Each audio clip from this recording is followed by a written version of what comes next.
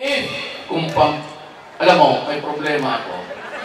Ang anak ko, galit na sa akin si Inday. Yung nanay niya, sinabi talaga, wag. Yung isang nandito si Hanilet, sabi, ayaw talaga. Sikos, viral, uminit yung ulo. Kaya, kunting panahon lang, kausapin ko sila.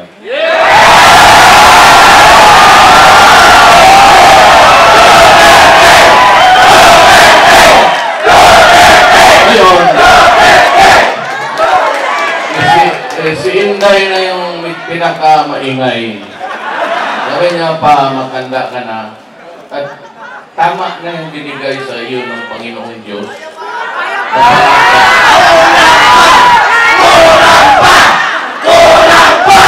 Hindi, ayaw, ganito na lang. Kung ayaw talaga ni Inday, laing ko siya dito ngayon. Sabihin ko, Inday na lang. Suntukin na lang ng mga tao.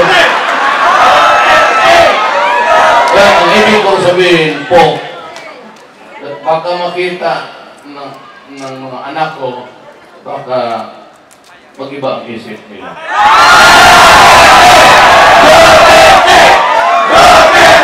And then, I'm sure somewhere nandyan sila, hindi nyo kilala, medyo mistisa yan. Pagka mag-usap kami nito, sabihin ko na lang na, Day, nakita mo naman ang hiningi na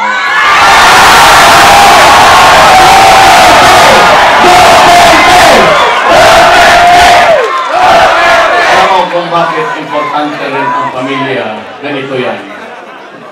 When I am politically spent, tapos na ako sa politika at matanda na, at may sakit na, saan ako pupunta?